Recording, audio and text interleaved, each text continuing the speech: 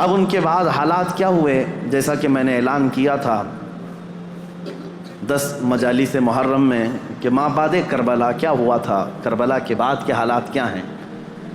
کربلا کی جنگ ختم ہوتی ہے حضرت امام حسین کی شہادت پر، جب آپ کا سر مبارک الگ کر دیا گیا تو یہ جنگ ختم ہو گئی۔ جشن منایا یزیدیوں نے، تقریباً 22,000 کا جو لشکر تھا اس میں کئی مرے بھی تھے، لیکن جلد بازی میں سارے جتنے بھی شہداء تھے سب کو ادھر ادھر بکھیر دیا گیا، لیکن چند سروں کو انہوں نے جمع کیا، خاص طور پر مولا امام حسین رضی اللہ تعالیٰ عنہ کا سر، کیونکہ دلیل کے طور پر انہیں یہ لے کر کے جانا تھا یزید کے دربار میں کہ دکھایا جائے کہ ہماری جنگ بھی ہوئی اور ہم نے کاٹ بھی دیا ہے، ختم کر دیا ہے۔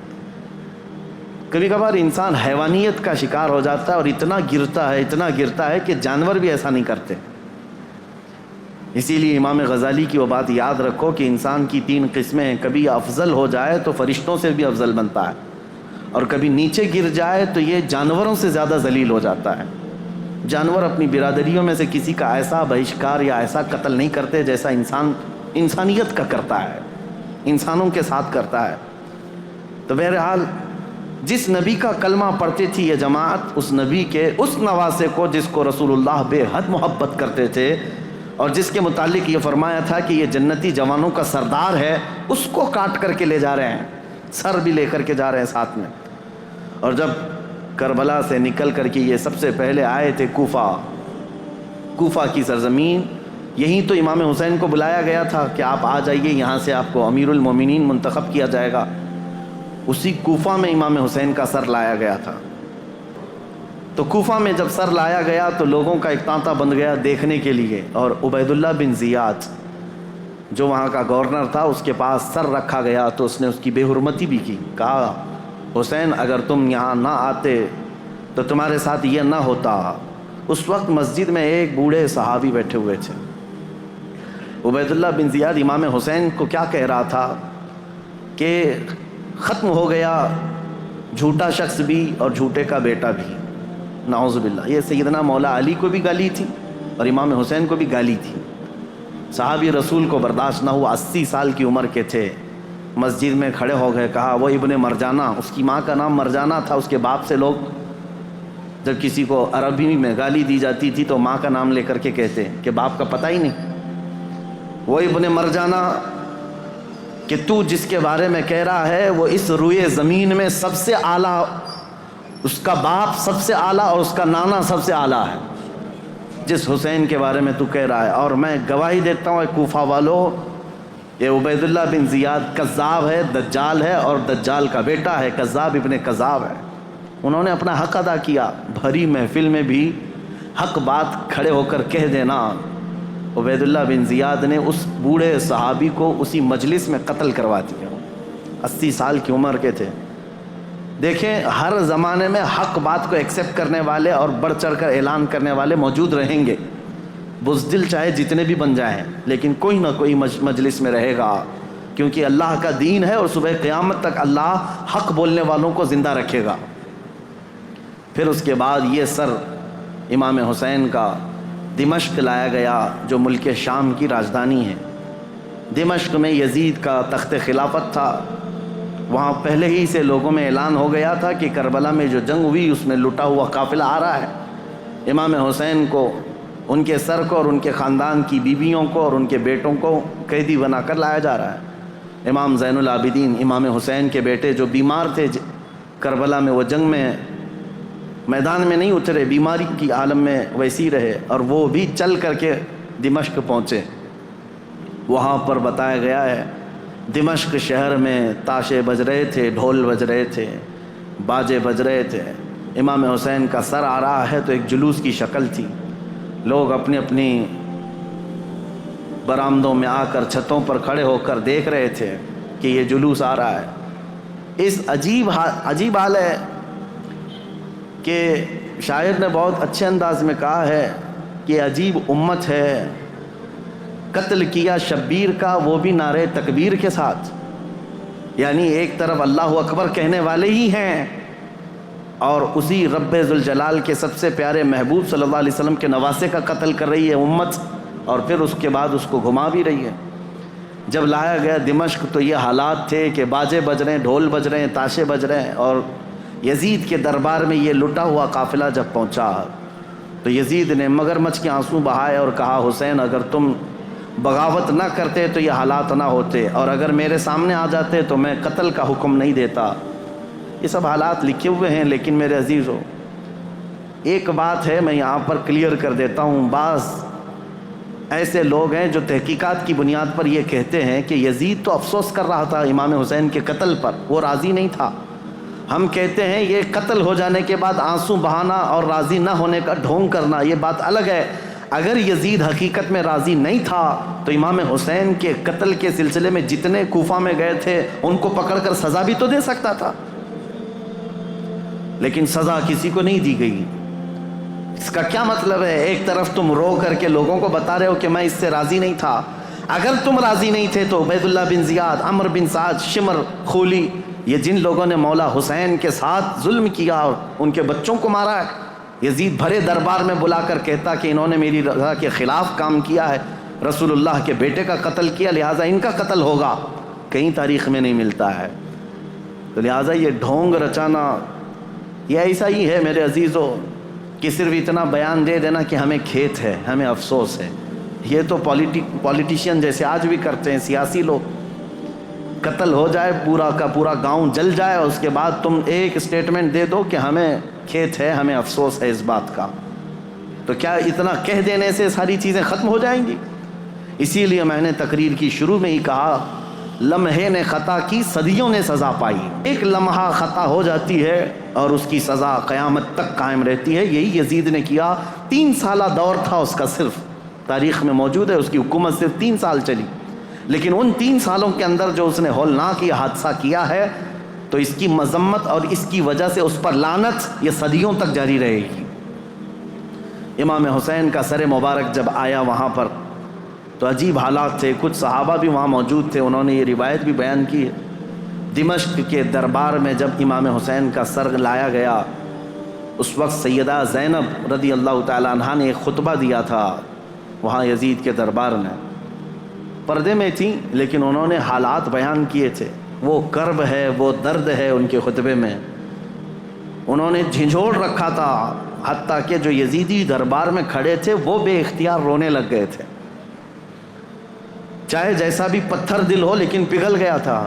تو یزید نے یہ دیکھا کہ ہمارے یہاں پر حالات خراب نہ ہو جائیں، اس نے یہ سارا نظام بند کروا دیا، لوگوں کو باہر کروا دیا۔ تو امام حسین کے سر کو بار بار وہ چھڑی لگا کر بات کرتا تھا، اور اس کے بعد تاریخ میں یہ موجود ہے کہ امام حسین رضی اللہ تعالیٰ عنہ کا سر مبارک، اس میں روایات میں اختلاف ہے، بعض نے کہا امام زین العابدین کے ساتھ مدینہ طیبہ لایا گیا، بعض میں شہر عسقلان میں رکھا گیا جو ملک شام کا ایک علاقہ ہے، تہخانے میں رکھا گیا تھا، اور تقریباً 450 سال کے بعد وہاں سے مصر لایا گیا قاہرہ میں۔ قاہرہ میں آج بھی امام حسین کا سر مبارک دفن ہے، جو وہاں کی تحقیقات ہیں وہ جہاں پر بھی ہے، لیکن ایک بات تو طے ہے، اللہ تبارک و تعالیٰ نے ان کے متعلق فرمایا ہے کہ ان کو مردہ نہ کہو، وہ جہاں ہیں زندہ ہیں، شہید ہیں۔ اب جب مدینے یہ قافلہ آیا تو بڑا غمگین ماحول تھا پورے مدینے کا، مدینے والوں کو پہلے سے خبر تھی۔ حضرت ام سلمہ رضی اللہ تعالیٰ عنہ میرے آقا صلی اللہ علیہ وسلم کی ایک زوجہ ہیں، حضور کی بیوی۔ ایک مرتبہ حضور اکرم صلی اللہ تعالیٰ علیہ وسلم بیٹھے ہوئے تھے، اچانک آپ کی آنکھوں میں آنسو آئے۔ حضرت ام سلمہ نے پوچھا یا رسول اللہ صلی اللہ علیہ وسلم یہ آنسو کس بات کے؟ کہا کہ مجھے جبرائیل نے آ کر یہ خبر دی ہے کہ میرے اس لخت جگر فاطمہ کے بیٹے کو میری امت شہید کر دے گی، مار ڈالے گی، مجھے اس بات کا قلق ہے، دکھ ہے۔ اور جبرائیل نے ایک شیشی میں مجھے مٹی لا کر کے دی اس کربلا کے میدان کی، اور وہ حضرت ام سلمہ کو دے دیا۔ حضور نے کہا کہ یہ شیشی سنبھال کر کے رکھنا، جس دن دیکھنا کہ اس کی مٹی لال ہو گئی تو سمجھ لینا کہ میرا بیٹا شہید ہو گیا۔ تو حضرت ام سلمہ رضی اللہ تعالیٰ عنہ اس وقت موجود تھیں، باحیات تھیں، رسول اللہ صلی اللہ علیہ وسلم کی زوجہ۔ وہ کہتی ہیں کہ وہ شیشی میں نے رکھی تھی، اور جس دن یہ کربلا کا واقعہ پیش آیا اس دن انہوں نے خواب بھی دیکھا حضور صلی اللہ تعالیٰ علیہ وسلم کو کہ نبی کریم صلی اللہ تعالیٰ علیہ وسلم گرد و غبار جھاڑتے ہوئے اپنے لباس کو جھٹکتے ہوئے تشریف لا رہے ہیں، تو حضرت ام سلمہ نے حضور کو خواب میں دیکھ کر پوچھا، یا رسول اللہ صلی اللہ تعالیٰ علیہ وسلم، کون سے لمبے سفر سے آپ تشریف لا رہے ہیں کہ گرد و غبار آپ جھاڑتے ہوئے تشریف لا رہے ہیں؟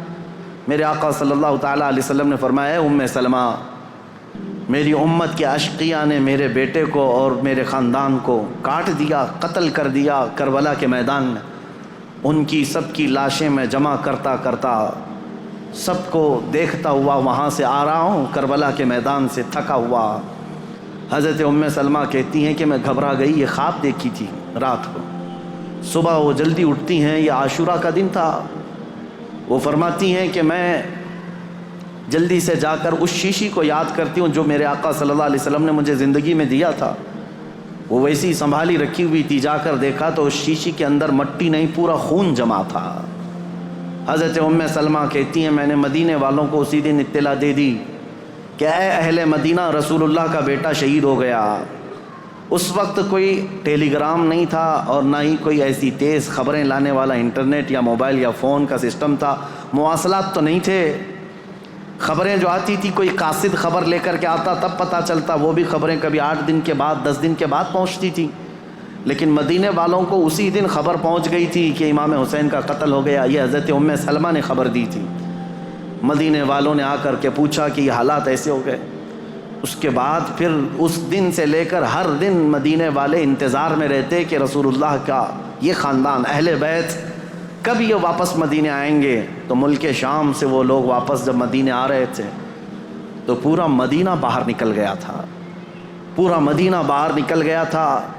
اور وہاں پر جو بچی ہوئی عورتیں تھیں، سیدہ زینب اور امام حسین شہید کربلا کی 2 بیویاں جو بیوہ ہو گئیں، اور امام زین العابدین اور امام حسن کے 2 بیٹے، چھوٹا سا ایک قافلہ واپس مدینے آ رہا تھا۔ تو مدینے والے کہتے ہیں جیسے ہی وہ قافلہ مدینے کے اندر آیا تو لوگوں کی ایسی چیخیں بلند ہو گئیں، لوگ دیکھتے رہ گئے، کیونکہ رسول اللہ کے گھر کے کچھ افراد مدینے میں ابھی بھی موجود تھے۔ حضرت بی بی سغرا اور امام حسین کی اور ایک بیوی یہاں پر موجود تھی۔ سب انتظار کرتے رہ گئے، اور جیسے ہی یہ لٹا ہوا قافلہ آیا تو مدینے والے کہتے ہیں ایک وہ دن تھا جب رسول پاک صلی اللہ تعالیٰ علیہ وسلم کی وفات ہوئی، اس دن مدینہ سب سے زیادہ رویا تھا، اور دوسرا یہ دن تھا جب امام حسین کا قافلہ، لٹا ہوا قافلہ مدینے میں داخل ہوا تھا تو مدینہ سب سے زیادہ رویا تھا۔ امام زین العابدین بیمار سجاد جیسے ہی مدینے میں داخل ہوئے سیدھے روضہ رسول پر حاضر ہوئے، اپنے اس قافلے کو لے کر روضہ رسول پر حاضر ہوئے۔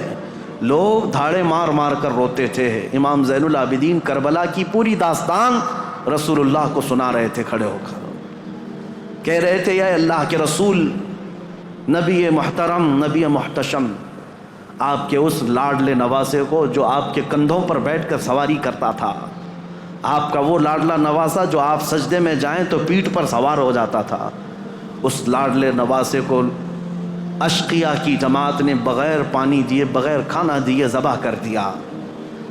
اے اللہ کے رسول، ہم نے اپنی آنکھوں سے دیکھا ہے آپ کے اہل بیت اطہار میں سے 6 ماہ کے علی اصغر کو بھی انہوں نے تیروں سے چھلنی کر دیا۔ آپ کے گھر کے ہر جوان بچے کو گھوڑوں پر سے دوڑا کر کے ان کی لاشوں کی بے حرمتی کر دی۔ جب امام زین العابدین رو رو کر کے یہ بیان کرتے تو مدینہ، جتنے لوگ تھے مدینے کے وہاں موجود، سب چیخیں بلند ہو گئی۔ کئی لوگ تو وہاں غش کھا کر گر گئے تھے اس غم کی داستان پر۔ اس کے بعد امام زین العابدین جب تک زندہ رہے کبھی ان کو کسی نے ہنستے ہوئے نہیں دیکھا، کبھی مسکراتے ہوئے نہیں دیکھا۔ بعض روایتیں بتاتی ہیں کہ امام زین العابدین رضی اللہ تعالیٰ عنہ کو لوگ ہنسانے کی کوشش کرتے ہیں، کہتے ہیں کہ وہ حالات ہو گئے ختم، اب تو آپ معمول کے حالات پر آ جائیں۔ آپ یہی فرماتے کہ جس کے سامنے اس کے گھر کے سارے افراد کو 3 دن کی پیاس اور بھوک کے بعد ٹکڑے ٹکڑے کر دیے گئے ہوں، اور تم اس شخص سے ہنسنے کی امید رکھتے ہو، اس سے مسکرانے کی امید رکھتے ہو۔ امام زین العابدین کو کبھی کسی نے مسکراتے نہیں دیکھا۔ کبھی وہ کسی قصاب کی دکان کے پاس سے گزرتے تو روتے کھڑے ہو جاتے ہیں۔ قصاب دکانوں پر جیسی امام زین العابدین آتے گوشت پر چادر اڑا دیتے تھے، اور لوگ یہ کہتے کہ وہ کچا گوشت دیکھتے ہیں تو رو پڑتے ہیں کہ میرے گھر کے خاندان کے سارے افراد کا گوشت اسی طرح سے بکھرا ہوا تھا۔ وہ کسی ذبح کرتے ہوئے جانور کو دیکھتے تو رو پڑتے تھے، ان کی آنکھوں سے آنسو نکل آتے، اور یہی کہتے ہیں کہ لوگ تو جانوروں کو پانی پلا کر ذبح کرتے ہیں، میرے باپ کو لوگوں نے 3 دن کی پیاس کے بعد ذبح کیا تھا۔ تو ان کے غم کے برابر تو میں سمجھتا ہوں دنیا کا غم ہی نہیں ہے امام زین العابدین کا۔ لیکن میرے عزیزو، قرآن کی یہ آیت بالکل برحق ہے۔ میرا مولا فرماتا ہے وَمَا اللَّهُ بِغَافِلٍ عَمَّا يَعْمَلُ الظَّالِمُونَ، اللہ ظالموں کے کام سے غافل نہیں ہے، بے خبر نہیں ہے۔ ہر ظالم اپنے انجام کو پہنچے گا ضرور۔ حالات کروٹ لیتے ہیں۔ یزید کا دور حکومت ختم ہو گیا، اس کے بعد یزید کا بیٹا معاویہ تخت نشین ہوا۔ 6 مہینے صرف خلافت چلی، اس کے بعد یہ خاندان کی وراثت ہی ختم ہو گئی۔ معاویہ کے بعد، یعنی یزید کا بیٹا جو معاویہ تھا، اس کے بعد پھر اس خاندان میں خلافت ہی ختم ہو گئی۔ مروان کی حکومت چلی، مروان کے بیٹوں کی حکومت چلی، لیکن اس اثنا میں ایک شخص مختار ثقفی نام سے کوفہ کی سرزمین سے ابھرتا ہوا ایک نوجوان نکلا۔ وہ اہل بیت کا جانثار تھا، محب تھا، چاہنے والا تھا۔ وہ کوفہ کی ساری طاقت و قوت کو اس نے جمع کر لیا، اور اسی دن سے اس نے طے کیا کہ رسول اللہ کے خاندان کے ساتھ جو ہوا ہے میں اس کا بدلہ لے کر کے رہوں گا، میں کفارہ ادا کروں گا۔ تھا تو کوفہ کا رہنے والا، اور اس نے اپنی پوری مجتمع طاقت کو لے کر وہاں کی سارے لوگوں کو جمع کر لیا۔ اس کے بعد پھر ایک ایک بعد دیگرے لوگوں کو ڈھونڈنا شروع کیا۔ اور جو تاریخ ہے میرے عزیزو، اس نے پیچھا کیا سب سے پہلے اس شمر کا جس نے امام حسین کی گردن الگ کی تھی۔ اور ایک لمبا واقعہ ہے، میں مختصراً یہ بتاتا ہوں۔ وہ شمر چھپتا چھپاتا کوفہ چھوڑ دیا، جا کر کے ایک کھیتی میں رہنے لگا، اور اس کے بعد پھر وہاں سے بھی چھپ کر کے کسی کسان کے ساتھ رہتا تھا۔ لیکن مختار ثقفی نے قسم کھا لی تھی کہ ہر اس شخص کو میں قتل کروں گا جو کوفہ سے نکل کر کربلا کے میدان میں امام حسین کے مقابل میں گیا تھا، اور جتنے گئے ہوئے تھے ان کو چن چن کر کے وہ قتل کرتا گیا، مارتا گیا۔ اور اس کے بعد پھر شمر مل گیا، اس کو اس نے اتنی بری طرح سے قتل کیا کہ اس کے ٹکڑے بکھیر دیے، اور اس کے بعد کتوں کو کے سامنے اس کے ٹکڑوں کو ڈال دیا جو امام حسین کا قاتل تھا۔ پھر خولی بن یزید تھا ایک شخص، اور ایک شخص تھا جو امام حسین کے جسم اقدس پر پیر رکھ کر کے ان کو گرایا تھا۔ وہ تو پہلے ہی مر گیا۔ تو مختار ثقفی نے کہا کسی بھی کوفی کو مرنے کا بھی حق نہیں ہے بغیر سزا لیے ہوئے۔ اس نے اس کی قبر کھدوا دی، اور اس کے بعد اس کی لاش کو جلوا دیا، کہا یہ عبرت ہے لوگوں کے لیے۔ اور اس کے بعد عبید اللہ بن زیاد جو گورنر تھا، اس کی جنگ ہو گئی ابراہیم ایک اور گورنر بصرہ کے گورنر کے ساتھ، اور وہ حاوی ہو گیا۔ عبید اللہ بن زیاد کی فوج ماری گئی۔ پھر عبید اللہ بن زیاد گرفتار ہو کر کے آیا تو مختار ثقفی گیا اور کہا کہ یہ شخص میرے حوالے کرو۔ یہی ہے پورے کربلا کی داستان کا اصل مجرم۔ کوفہ کا گورنر بن کر کے آیا، امام مسلم کو قتل کیا، ہانی بن عروہ کو قتل کیا، اور اسی نے بھیجا تھا کربلا میں۔ پھر عبید اللہ بن زیاد کو اس نے گرفتار کر کے چوراہے پر کھڑا کیا، اور اس کے بعد اس کے ساتھ بھی وہی حشر ہوا میرے عزیزو، جس کو بیان نہیں کیا جا سکتا کہ وہ موت مانگتا تھا لیکن کوئی اس کو وہاں پر مکمل قتل کرنا بھی نہیں چاہتا تھا۔ اور مختار ثقفی اس کی انگلی کاٹتا اور اس کے بعد کہتا کہ درد کیسا لگتا ہے، کبھی اس کا کان کاٹتا اور کہتا درد کیسا لگتا ہے، تو نے رسول اللہ کے چھوٹے چھوٹے بچوں کو قتل کیا، آج تیری انگلی کٹنے پر تو گوارہ نہیں کر پاتا، برداشت نہیں کر پاتا۔ اس حسین ابن علی نے کیسے گوارہ کیا ہوگا جب 6 مہینے کے بچے کی گردن میں تم نے تیر ڈال دیا تھا۔ کئی دنوں کی اس مشقت کے بعد عبید اللہ بن زیاد کو بھی قتل کر دیا گیا، ختم ہو گئے، اور جتنے گئے ہوئے تھے عمرو بن سعد سب مارے گئے، ایک بھی نہیں بچا۔ یہاں تک کہ یہ سلسلہ تقریباً 3 یا 4 سال تک چلا۔ مختار ثقفی کو جتنے لوگوں کی لسٹ تھی اس نے ایک بندے کو بھی نہیں چھوڑا۔ اسی لیے یہ تاریخ میں بات رقم ہے کہ کربلا کے میدان میں جتنے بھی مقابل میں آئے تھے عبید اللہ بن زیاد کی اگوائی میں آنے والی یہ پوری جماعت 22,000 کی، ان میں سے ایک شخص بھی نہیں بچا، اور تاریخ میں ساتھ یہ بھی لکھا گیا ہے ان میں سے کسی ایک کی نسل بھی نہیں چلی، کسی ایک کی نسل بھی نہیں چلی۔ اب یہاں دیکھیے تاریخ کا کیسا عجیب منظر ہے، 22,000 ختم ہو گئے 4 سال کے اندر اور نسل بھی نہیں چلی، اور امام حسین کے ٹکڑے کر دیے گئے، لیکن نسل 14 صدیوں سے اب بھی چل رہی ہے، اب بھی چل رہی ہے۔ حسینی سادات ہر جگہ موجود ہیں میرے عزیزو۔ اسی لیے میرا رب تعالیٰ فرماتا ہے اللہ تعالیٰ ظالموں کے کام سے بے خبر نہیں ہے، جب اللہ انتقام لیتا ہے تو پھر تمہاری نسلیں بھی ختم ہو جاتی ہیں۔ اسی لیے ہمیشہ اس بات کا خیال رکھیں کہ ہم سے ہونے والی خطائیں، غلطیاں، اگر اس کا تعلق اللہ کے کسی محبوب بندے سے ہے تو پھر قیامت تک تم پر لعنت برسائی جائے گی۔ کبھی ہرگز ایسا کام ہونے نہ پائے کہ تم سے زیادتی ہو گئی ہو اور وہ بھی کسی اللہ والے کے ساتھ۔